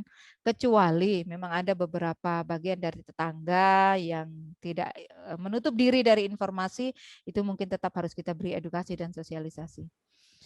Di sini ada beberapa ciri-ciri teman yang baik, silahkan dipahami, dibaca. Intinya kita mencari teman-teman yang sanggup berkontribusi aktif dan baik dan positif pada hidup kita. Yang hoax, yang suka nebar hoax, yang toksit, sudahlah, dijauhi saja. Yang suka mengajak kita menggosip, sudah minggir saja dulu sampai kita menjadi ya membiasakan hal yang baik. Saya rasa tidak buruk ya, itu baik sekali. Taat pada perintah Allah, bersedia mengulurkan bantuan, tidak hanya, ini bersedia mengulurkan bantuan saya tambahi, tidak hanya meminta bantuan. Ya, minta bantuannya diposting kemana-mana, tapi mengulurkan bantuan susah begitu ya. Senantiasa berakhlak mulia, insya Allah. Kemudian amanah menjaga rahasia. Ini penting, jadi pengkhianat itu adalah orang yang terdekat dari kita sebenarnya. Pengkhianat adalah orang yang pernah kita percaya sebenarnya. Jadi harap hati-hati. Kemudian kita harus berteman dengan orang-orang yang memiliki sifat yang ikhlas dan jujur, cinta ilmu pengetahuan, kemudian senantiasa mengajak kebaikan dan senantiasa bermaaf-maafan. Bermaaf-maafan sekarang kita lakukan setiap saat, setiap waktu, tidak menunggu lebaran atau tidak menunggu berjumpa dulu. Kita lakukan saja sekarang, saling mengikhlaskan segala kekurangan dan khilaf, sehingga kita barangkali sewaktu-waktu kita tidak bisa bertemu, maka kita sudah dalam keadaan ikhlas, memaafkan dan dimaafkan. Selebihnya sudah pada ya dari kata-kata Upin dan Ipin bahkan begitu. Intinya dari mana saja ya, orang yang bergaul dengan orang yang baik itu akan ikut baik begitu. Seperti halnya penjual minyak wangi kita ibaratkan. Dan saya pernah mendapat pengalaman bahwa ini dalam sebuah tes penerimaan pegawai itu ada lima orang, disuruh menceritakan 5 orang yang menjadi terdekat dengan kita. Nah, itu akan menjadi muatan-muatan yang baik dalam rekomendasi kita diterima di tempat kerja itu. Barangkali tentang hal ini Bu Sofi akan lebih tahu ya. Nah, mematuhi anjuran pemerintah. Ini mungkin bagi sebagian orang dikatakan tidak pas ya. Tidak pas. Pemerintah itu selalu menjadi kambing hitam. Kenapa pemerintah membuat kebijakan ini, kebijakan itu, kebijakan ini, kebijakan itu yang belum tentu orang akan menerimanya dengan mudah dan mampu menjalankannya gitu. Tapi saudaraku sekalian, namanya pemerintah, pimpinan ya, mereka lah yang menjadi sekarang ini menjadi pengemban amanah gitu. Nanti mereka akan ditanyain oleh Allah, apa yang kamu lakukan pada saat kamu memimpin. Tanggung jawab pemimpin itu sangat besar. Surga neraka sangat dekat begitu. Entah nanti kamu dicap oleh masyarakat tidak baik, asalkan itu membawa kebaikan ya jalankan saja. Menurut saya sih begitu. Kewajiban kita sebagai masyarakat adalah mematuhi ajuran pemerintah itu. Karena ya sebagai kalau umat Islam ya patuh pada Amirul Mukminin. Nah, itulah gitu. Pemerintah itu yang sekarang ini sedang mengemban amanah kita semua. Mulai dari 3M sampai berkembang jadi 5M, sampai berkembang jadi 6M. Sebenarnya segala sesuatu ini hanya intinya satu M, yaitu manuto. Ternyata perkembangan sampai 6M lek ora dipanuti ya, kalau enggak dijalankan ya muspro saudara-saudara. Jadi ya intinya itu manuto wis diatur kuwi manuto dhisik gitu ya, manuto sementara waktu gitu. tanpa mengurangi kontennya. Kita loh sholat berjamaah asal berjarak. Saya suka dengan salah satu masjid di Sidoarjo ya, di Perum Auri. Masjidnya sekarang tidak ada ininya, tidak ada kacanya. Kacanya dilepas semua. Jadi masjidnya terbuka. Masjidnya terbuka dan mereka benar-benar berjarak dan datang memakai masker setiap hari, Bu. Jadi 5 waktu tetap jalan ya. 5 waktunya tetap jalan. Tapi ya itu hanya terbatas gitu. Lebih itu langsung Takmir langsung menghalau, mohon maaf sudah tidak kuota gitu. Nah, saya pernah mengajar les ya, melintasi setiap maghrib saya melintasi tempat itu. Jadi saya setiap maghrib dan benar setiap maghrib ya isinya ya orang sepenuh itu aja, nggak ada lebih gitu, Bu. Saya suka sekali. Kemudian selanjutnya sebentar digeser dulu. Konsep tangguh ini kita kembangkan. Konsep tangguh semuanya ditangguhkan dari sini ini. Jadi saling berkaitan bersama-sama membuat konsep-konsep tangguh mulai dari pribadi yang tangguh ya, tidak mempan dengan ejekan orang. Ngapain kamu pakai masker? Ngapain nggak mau jabat tangan? Kamu takut mati ya gitu. Itu langsung ke saya mengalaminya. Lapo gak nggawe mas, lapo gak gelem salaman wedi mate akon gitu ke saya oleh teman ini. Kamu kah? Tapi saya ketawa saja gitu. Enggak, aku ngapain takut mati loh, semua orang juga mati. Enggak, tanganku kotor habis ngupil, saya bilang gitu. Kan saya nggak tahu, saya bilang, makanya saya nggak mau jabat tangan, saya guyonin aja begitu. Jadi harus menjadi pribadi yang tangguh. Pribadi yang tangguh tidak harus kemudian serta-merta melihat kita digitukan orang ya. Bahkan saya sendiri itu, COVID itu apa sih Mbak? Kayak gitu. COVID lo gak ono, gitu. Kemarin Bu Sofi tukang bakso benar-benar saya tegur. Mas, gak nggawe masker. Nah, gak nggawe masker gak sudah tuku lo ya. Benar-benar itu saya gitu kan. Nah, itu saya gitu kan itu. Mas gak sudah tuku wes lah lapo kayak masker ngono kok gitu. Apa-apalah saya ganti tukang bakso. Nah, kemudian tetangga saya ya, karena saya pergi ke warung pakai masker dan saya ngantri jauh-jauh, dia sambil berteriak bilang begini, apa wong loro kok gak oleh ambekan. Pakai masker itu maksudnya. Memangnya pakai masker ki iso ambekan ta? Lah wong loro kok gak oleh ambekan. Malahan, lah ya tambah cepet mati. Wong lo gak oleh ambekan, kongkon maskeran, itu jenenge gak oleh ambekan gitu itu. Saya mendengar sendiri. Jadi ini benar-benar ada dalam masyarakat kita, mereka orang-orang yang bebal, yang nggak mau diatur, yang membantah, gitu memang ada. Dan kita harus pribadi yang tangguh dong. Saya kalau ke musola ya tetap pakai masker, tetap begini, mohon maaf begitu. Saya tidak apa-apa dicap sebagai orang yang sombong bolehlah, nggak apa-apa. Tapi intinya saya menjaga mereka semua kok sebenarnya. Kemudian dari diri kita melangkah ke keluarga kita ciptakan keluarga tangguh. Dalam kaitannya keluarga tangguh, pribadi tangguh, yang nanti sekolah tangguh, pasar tangguh, kampung tangguh, dan seterusnya. Sebenarnya ini bukan hanya tangguh pada bencana saja, secara lebih luas ya, kita juga tangguh keimanan kita juga tangguh pada agama kita tangguh. Yang sekarang ini sedang saya bahas adalah tangguh pada COVID gitu. Tangguh menghadapi pandemi gitu. Jadi step-step nanti membangun sekolah tangguh, pasar tangguh, kampung tangguh, masjid tangguh, desa tangguh, tangguh terhadap pandemi. Desanya sudah mawas diri, pasarnya juga begitu. Pasarnya sudah dibuat berjarak, misalnya konter satu dengan konter lainnya ada konter kosong di tengahnya. Nah, seperti itu harus menjadi kebijakan gitu. Kemudian ya kampung tangguh juga demikian ya, setiap masuk kampung ini harus orang baru harus karantina seperti itu dan benar-benar menjalankan sistem. Kalau sudah menjadi sistem, insya Allah ini akan menjadi hal yang baik. Secara final kita nanti akan melanjutkan kehidupan kita ini menjadi kehidupan yang tangguh ya menghadapi pandemi. Jadi kita sukses melewati masa adaptasi new normal sehingga new normalnya bisa kita lakukan secara langsung. Kita bahu-membahu saling bergandeng tangan, bahkan bukan hanya di Indonesia saja, di dunia juga demikian. Ingat loh, kita ini sudah di blacklist oleh 10 negara, tidak mau dimasuki oleh Indonesia, penerbangan ya dari orang-orang Indonesia tidak mau mereka. Dan berita ini tidak hanya kita yang memiliki, teman-teman dari Rusia, teman-teman dari Belanda, teman-teman di Jerman, teman-teman di Amerika, semuanya menghadapi hal yang sama begitu. Jadi janganlah merasa diri kita ini seakan terdolimi sendiri oleh presiden lah, oleh apalah gitu loh.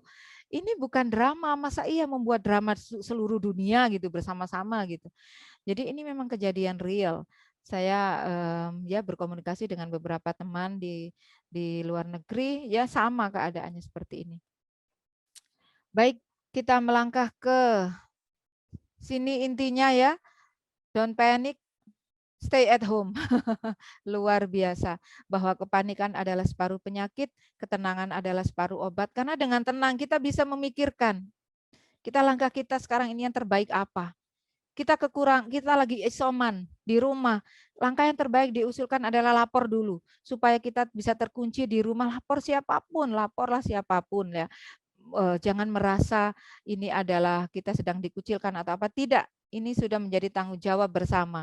Nanti dari RT akan memberikan informasi ke desa atau mungkin ke pihak-pihak lain ya yang sanggup mendukung isoman kita, mungkin dengan makanan atau suplemen atau setidaknya tidak memberikan judge yang negatif pada diri kita. Begitu. Dan kesabaran adalah permulaan kesembuhan. Insya Allah dengan bersabar banyak-banyak, bersabar mentaati prokes, bersabar ikhtiar kesehatan, memenuhi nutrisi, berteman dengan orang-orang yang baik, yang tidak suka menyebar hoax, dan bersabar menahan diri untuk tidak panik dalam pandemi ini, kita akan menjadi lebih baik. Tidak banyak slide-nya, demikian yang bisa Banyak saya share. banget. Oh, banyak banget. Ya, saya stop share. Terima kasih atas waktunya Bu Sofi, sedikit sharing. Saya akan senang kalau teman-teman di sini juga nanti akan sharing pengalamannya ya selama pandemi dan lain-lain, mungkin kan lebih menarik saya rasa. Terima kasih, saya akhiri. Assalamualaikum warahmatullahi wabarakatuh. Waalaikumsalam Waalaikumsalam warahmatullahi warahmatullahi wabarakatuh. wabarakatuh. Sangat menarik dan panjang lebar sudah dibahas oleh Mbak Azlin ya. Sekaligus untuk merefresh pikiran kita ya. Ternyata memang menanggapi bencana ini harus disikapi dengan tenang, harus bersahabat. Kemudian yang bandel-bandel itu ya memang bagian dari penolakan regulasi gitu ya kita sebutnya ya. Cobaan, Bu. Sehingga seolah-olah ya seolah-olah pandemi nggak ada gitu atau coronanya nggak ada gitu, padahal itu real fakta gitu ya. Baik, saya minta komentar nih, ada teman relawan gitu ya. Mas Jadid, selamat malam.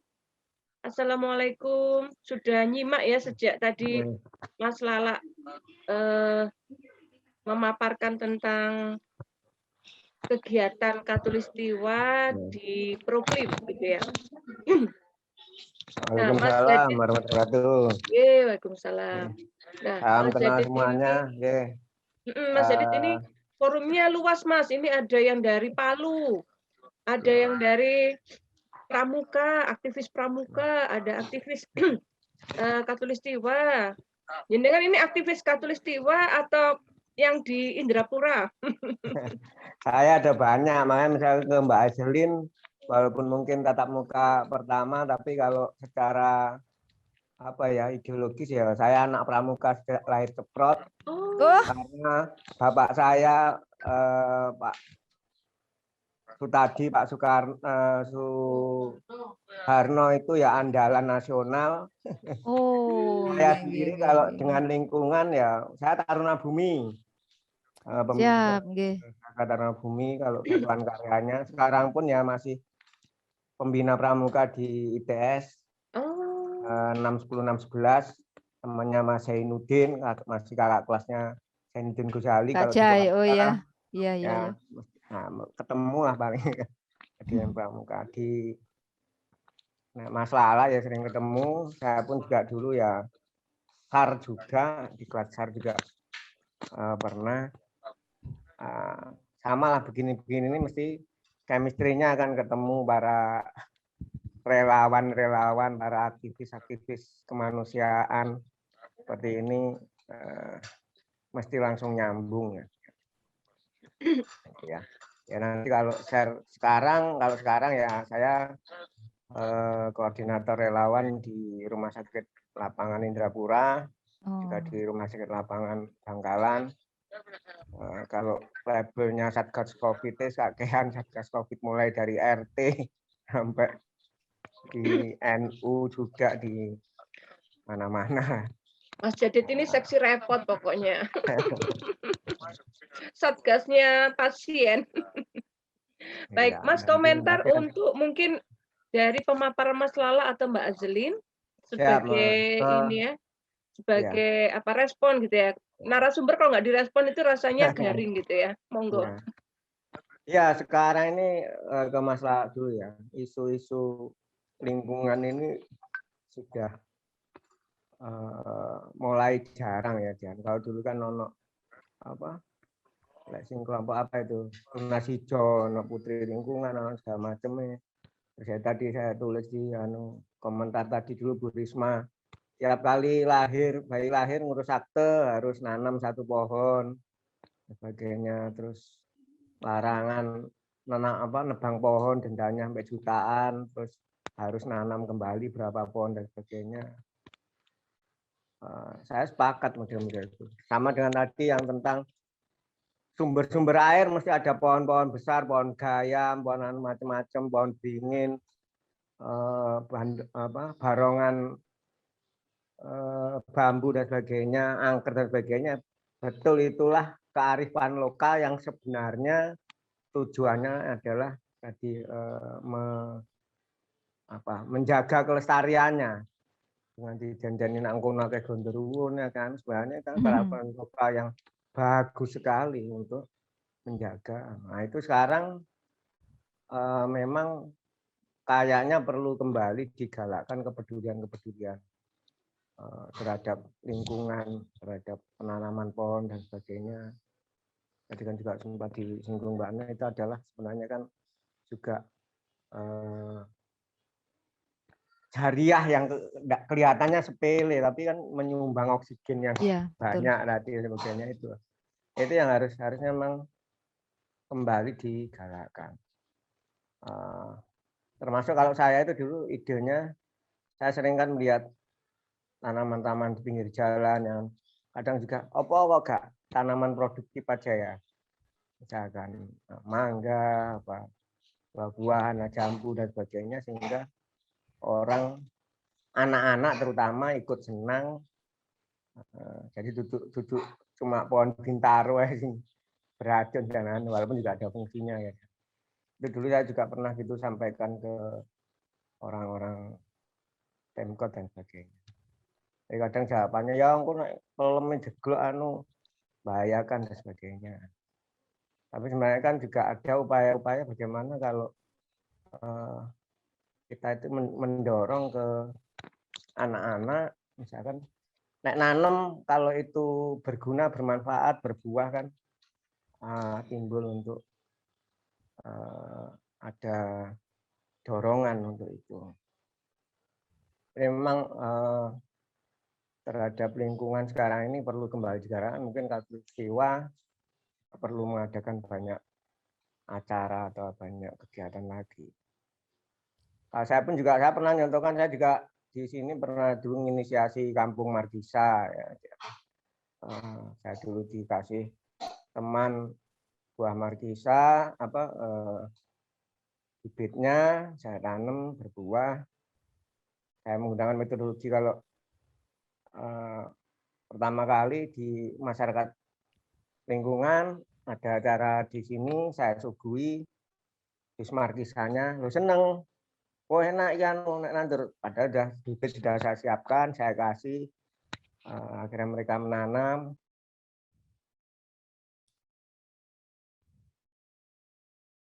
Saya dorong untuk mereka juga bikin bibit.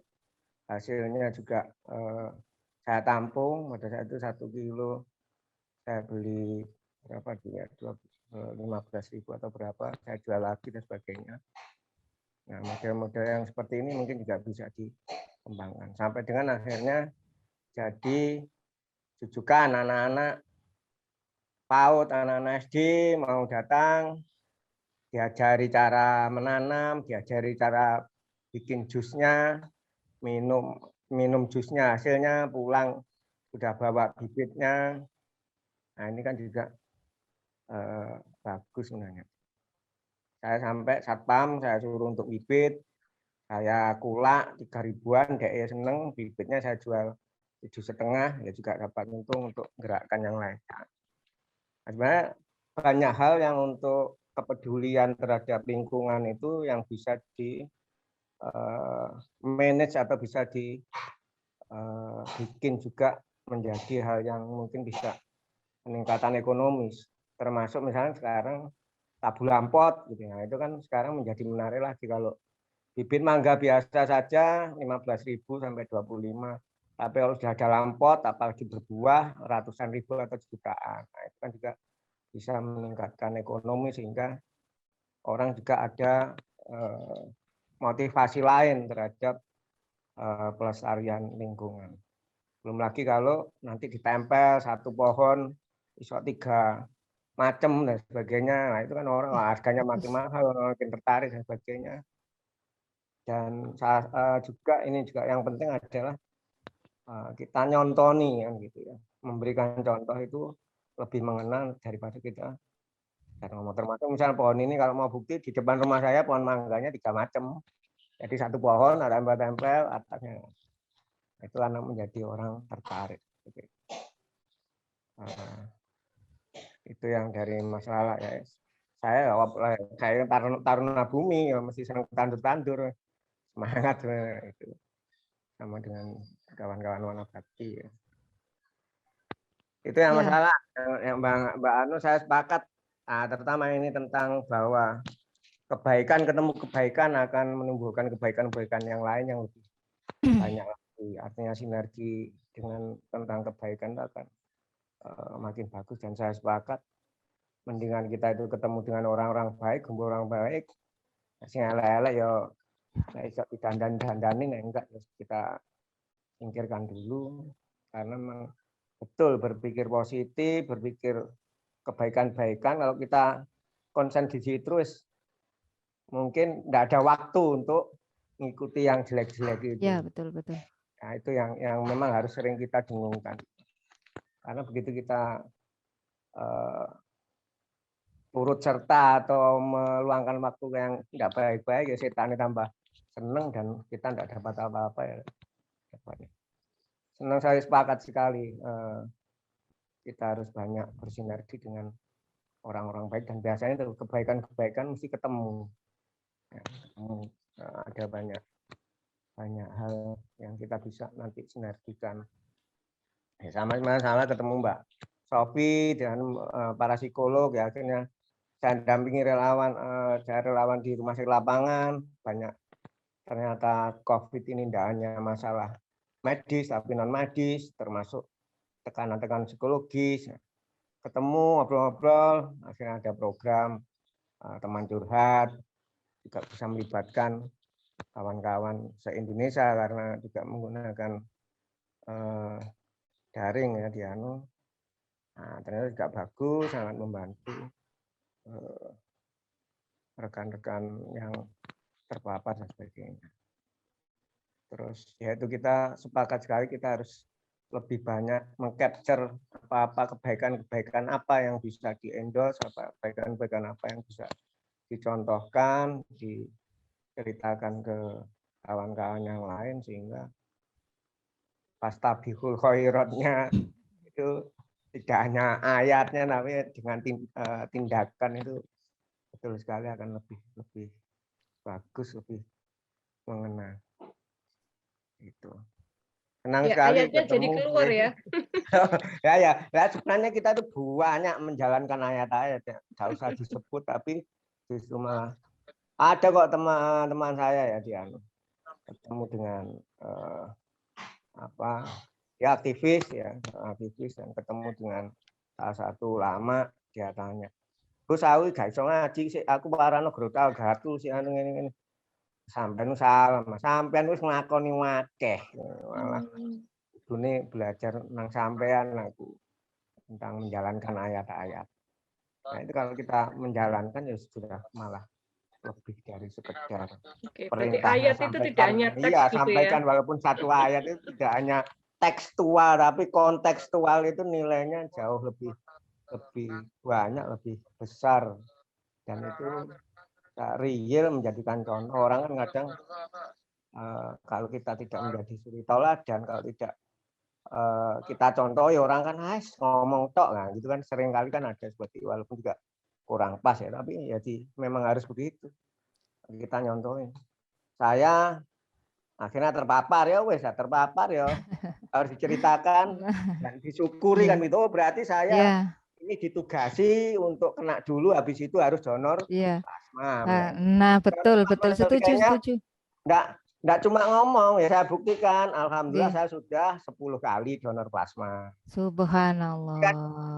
Berarti kan enggak sekedar ngomong. Loh ini saya buktikan. Ayo teman-teman kita donor.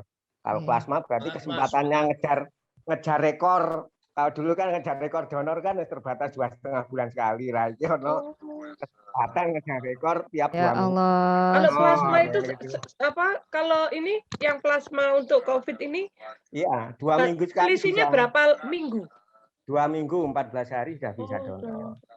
Jadi nanti saya hari Minggu nanti screening lagi. Nanti insya Allah. Semangat Mas, semangat. Mau jelas. Mas Lala mau sakit duluan terus jadi pendonor. Jangan semangat sehat. Tapi kalau sudah sakit sudah dijalani harus tadi betul kata Mbak An tadi, semua itu sudah ada skenario utamanya ada. Nah, kalau kita menjalannya dengan bersyukur akan jauh-jauh lebih membawa kemanfaatan dan juga kita bisa makin menjalani hidup dengan senang, bergembira dan memberi kemanfaatan ke banyak orang. Amin ya rabbal alamin. Iya. Itu aja monggo yang lain. Komentar luar biasa nih ya. Mas Jadid semangat ya. Oh iya Mas. Padahal Mas Jadid ini sudah 5 hari koma, pakai ventilator ya, betul? Nggak sampai ventilator. Oh, nggak sampai. Nggak sampai tapi ya NFC pakai yang macam-macam itu, terus sudah mau disiapkan plasma juga oleh nyonya saya, tapi dokternya boleh singluhanu sampai gamaras, sampai obat-obatan beberapa yang harus rekomnya BNPB. Kita ditolongin, kalau yang dari BPBD-nya tolongin Pak Sriono. Kalau yang dari BNPB-nya kita juga sampai Jenderal Bintang 1 nih sing golek obat. Di tempat saya sudah sempat koma lah beberapa hari, 5 harian ada ya. Dianggap aja dikasih kesempatan hidup lagi. Jadi dikasih hidup yang kedua ya, berarti hanya kan ya lebih banyak lagi bersyukur, lebih banyak memberi manfaat. Amin ya rabbal alamin. Iya, ini juga saya lagi mengawal tim saya. Jadi saya punya tim di asrama haji. Jadi ada relawan dari SRPB. Yang itu tambah masih sampai sekarang. Masih sampai akhir Juli. Jadi ada alumni jadi adik-adik dari Mahagana Uinsa saya libatkan, intinya ada 2 orang ya, Salsabila sama Enda Pratiwi itu dari Mahagana Uinsa. Alhamdulillah di saat itu hanya dia bisa diterima dan itu dianggap magang kayaknya oleh Bu Risdia. Adik-adik berterima kasih ke saya karena mendapat pengalaman dan sudah bisa magang begitu.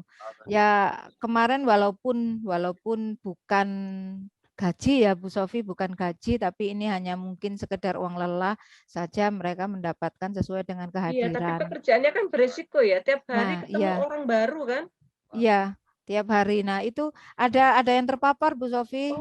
Ya 2 orang ya. Jadi yang pertama alumni FDK juga, namanya Alphonse yang saya bahas dengan Pak Agus Afandi. Alhamdulillah sudah negatif sekarang. Jadi saya pantau terus ya Alphonse itu saya pantau terus, saya berikan support vitamin, suplemen, makanan supaya dia ya intinya kita tidak membiarkan tim kita berjalan sendirian dalam melewati masa-masa badannya sedang penyetaraan dengan COVID ya. Jadi ya begitulah, termasuk sekarang yang dari Jombang, jadi ada relawan yang dari Jombang sedang isoman juga. Kami memberikan support juga yang sama. Kami juga memberikan peluang nanti kalau sudah sehat kembali bisa menjadi bagian dari tim lagi. Sampai akhir Juli ini insya Allah tugas kami berakhir. Tuh, 3 yang di bulan. rumah sakit haji ya? Ya, asrama haji. Asrama haji. Oke. Jadi untuk Oh. pemudik itu loh Bu Sofi yang sekarang namanya pekerja migran Indonesia. Kalau dulu PMI. TKI. Ya. Nggih. Iya, Kalau dulu TKI. masih ada toh yang Masih. apa Masih. gosipnya pembawa virus itu dari TKI Iya. Madura katanya. Betul, masih Jadi ada. gini, Enggak itu Mbak Azlin. kalau membawa virus itu ya memang mereka ada beberapa sih ya yang membawa virus, bolehlah dikatakan begitu. Tapi masuknya jalur PMI ini tidak hanya melalui yang ada karantina yang kami tanggapi juga. Ada banyak yang jalur-jalur baik melalui pelabuhan, baik melalui ilegal non ilegal ya kan. Ya akan ada yang juga yang mereka melalui kapal-kapal kecil yang tidak terkontrol masuknya, melalui jalan-jalan darat seperti itu tidak terkontrol maksudnya. Kalau yang dari jalan udara, terutama yang di asrama haji itu sudah terkontrol, walaupun kita wallahu a'lam ya, jelas kita sudah melakukan ya, yang jelas kita sudah melakukan karantina paling tidak di sana itu 3 hari sampai hasilnya. Sebenarnya waktu itu yang pertama Bu Sofi hanya 1 sampai 2 hari saja di sana itu. Tapi sejak 15 Juli kemarin muncul kebijakan baru dari Ibu Gubernur bahwa wajib 3 hari minimal di sana. Ya. Jadi hasil 3 hari tes, itu nunggu hasil PCR. Ya. Ya. Ya, di karantina wajib 3 hari. Kok nggak di bandaranya Mbak PCR-nya? Di asrama haji. Langsung masuk karantina Bu, supaya enggak. Jadi langsung begitu. Oh, jadi sana, dari bandara langsung dari dijemput. bandara, langsung ditampani bis. Tampani bis. Ya, jadi kalau misalkan PMI ya, saya pun dimasukkan Satgas PMI, makanya juga tahu itunya. Jadi kenapa yang dari bandara memang dikarantina, di antigen, yang nanti reaktif langsung di swab. Langsung 1-2 di swab hari, yang reaktif, yang positif dikirim ke tempat kami di rumah sakit lapangan. Kita nangani sudah 160-an. Habis itu Bangkalan didirikan, sekarang dikirim ke Bangkalan. Yang di Bangkalan sudah sekitar 50-an lebih. Ya, tunggu ya. Data PMI pun saya punya yang masuk ke Jawa Timur sudah lebih dari 16.000. Dari yang mulai tanggal 28. Iya, setelah hari raya itu kan? Iya, setelah hari raya itu. Dan memang benar misalkan tertuduh pembawa ya enggak juga. Kalau yang kasusnya Bangkalan justru malah yang dari pelabuhan laut, dari Arusbaya, dari pelabuhan-pelabuhan itu yang mereka dari Filipina, dari Malaysia turun ya wis langsung pulang nyebar. Pulang, iya. Ya, terus kebijakan tentang kenapa sekarang 3 hari karena kan harusnya kan mereka isoman ya toh, minimal 5 hari. Aturan dari Kemenkes sama imigrasi malah harusnya 2 minggu. Tapi kan pada saat didelegasikan setelah misalkan clear dia dikirim ke kotanya, tugasnya dari Dinkes kota kabupaten maupun di subnya dalam hal dropping maupun transportasinya, faktanya begitu sampai di wilayah masing-masing tidak dilanjutkan karantina itu. Makanya gubernur menambah karena dia tahu, ya memang juga kita kasih tahu feeding bahwa setelah mereka karantina minimal 5 hari dulu, aturan awalnya 5 hari itu enggak dijalankan di kota kabupaten yang di mereka ada yang kembali ke masing-masing kota yang Jember, Magetan, Madiun, Kediri, daerah Madura, Pamekasan, Bangkalan, itu Bondo dan sebagainya banyak ya. Ya memang kita masih banyak kelemahan dalam penanganan COVID ini. Tapi ya itu harusnya sebagai bagian dari masyarakat, ya ayo apa yang bisa kita berikan tadi yang dikatakan Mbak tadi bahwa itu bisa itu apa idenya Mas Lala untuk lingkungan hidup bagi pasien di rumah sakit biar mereka berkebun. Iya bisa saja. Kalau misalkan atau membuat hidup aman gitu ya. Ya, tapi yang Manan memang generasi berikutnya ya. Ya kan saya di relawan di rumah sakit lapangan sudah setahun, dia nandur gedang itu saya panen. Atau kalau nandur ya kata sudah berbuah, nandur apa bayam atau sawi ya malah lebih cepat, 35 sampai 40 hari wis panen. Betul. Baik, pembicaraan kita semakin melebar ya. Setelah bahas soal lingkungan hidup, kemudian kebencanaan, juga masalah COVID gitu ya. Ini akan jadi permulaan yang cakep gitu ya, permulaan yang menarik ya untuk diskusi-diskusi berikutnya. Rencananya mau seminggu sekali Mas, tiap ya malam minggu gini gitu ya. Dan nanti mungkin Mas Jadid akan kami minta juga untuk sharing gitu ya. Misalkan tentang apa gitu ya, pemulihan kesehatan gitu ya. Ya bagaimana kena COVID isok sehat bugar sampai donor keping 10. Ya sekarang ini jadi konsultan banyak teman-teman yang isoman sekarang ini. Jadi ya, ternyata teman-teman yang isoman itu banyak sekali, mulai teman kampus, teman prodem, teman banyak hal yang anu kan. Ya banyak sekali dan oke lah, dan saya bisa sharing karena yang di rumah sakit lapangan Indrapura khususnya saya ketemu dengan dokter-dokter yang aktivis juga. Jadi bukan penugasan tapi dulu mereka dari rekrutmen relawan-relawan. Dan sama konsepnya, misalkan mereka dokter yang bagus obat itu adalah racun, mereka antivirus enggak dipakai di rumah sakit lapangan. Sementara orang kan sekarang pada bingung nyari obatan. Kalau saya nyarankan ke teman-teman enggak usah pakai, buang semua obat-obatnya. Kuncinya imunitas, berarti meningkatkan imunitas dengan apa. Banyak yang termasuk misalkan saturasi, bagaimana manajemen batuk, bagaimana posisi proning dan sebagainya, banyak yang terbantukan dan banyak yang sembuh. Termasuk yang senang misalkan, nanti ada mungkin itu tahan dulu untuk yang akan datang ya. Tema-tema besok ya.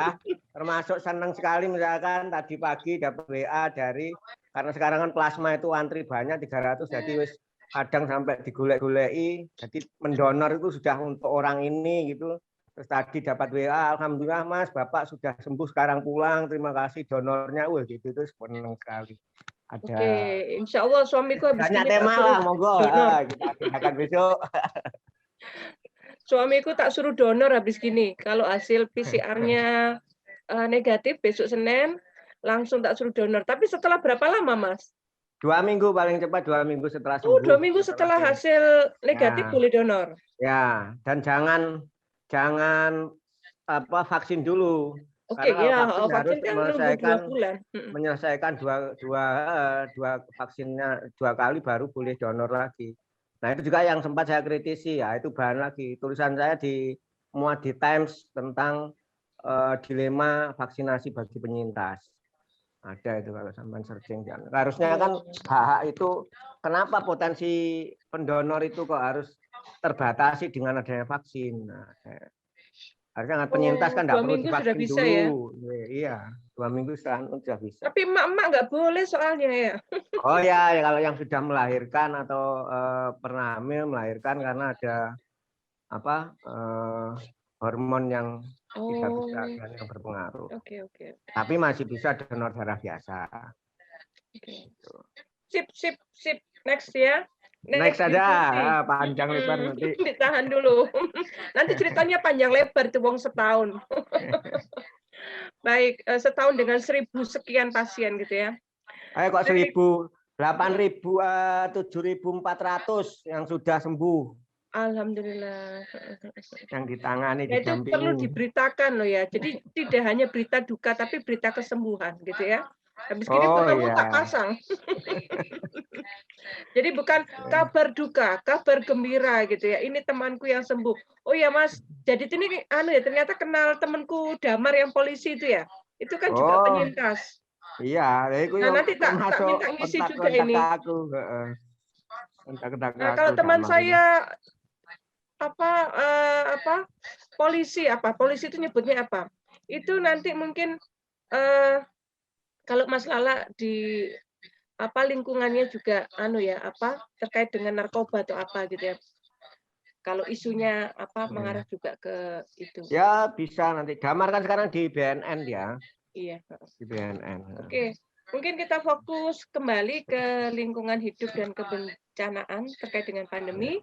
Malam ini kita sudah mendapatkan banyak gambaran, banyak input ya yang akan menginspirasi kita dan merefresh banyak hal bahwa kita perlu kembali ke alam, kita perlu peduli ke alam, kita perlu kembali ke basic natural ya, bagaimana kita itu memang harus hidup bersama alam gitu ya. Jadi tidak meniadakan atau merusak alam. Dan untuk menyikapi pandemi ada banyak yang perlu kita perhatikan sebenarnya ya, karena terkait dengan prokes, terkait dengan kepatuhan, terkait dengan tadi peningkatan imunitas ya, juga terkait dengan mencari solusi kreatif baik secara ekonomi, edukasi, terus apalagi ada WFH, SFH, bisnis juga berganti online gitu ya. Malah ada teman saya jual beli bibit tanaman ya. Saya pernah juga beli bibit tanaman itu, Mas. Jadi bibit anggur, bibit apa itu dibungkus kecil gitu loh, Mas. Terus tanaman apa gitu ya. Nah, itu sekarang menjadi marak juga ya jual beli online untuk tanaman gitu ya. Nah, WFH itu apa, Mas Fajar? Work from home. A-nya apa? WFH. WFA. Bekerja dari alam, anywhere, dari mana saja. Oh, nggih. Bolang iku Mas. Kayak Mas Lala ini suka bolang. Keren. Saya suka itu rasanya, pengen diajak bolang saya. Baik, itu saja rasanya yang perlu kita endapkan malam ini ya teman-teman. Minggu depan kita akan mencari topik diskusi lain yang nggak jauh-jauh ya dari apa yang sudah kita suguhkan di awal diskusi ini. Semoga bermanfaat, semoga makin sehat dan tetap semangat untuk berjumpa malam minggu yang akan datang dan ajak teman-temannya. Mohon maaf jika ada sesuatu yang kurang berkenan atau salah kata. Sesungguhnya khilaf adalah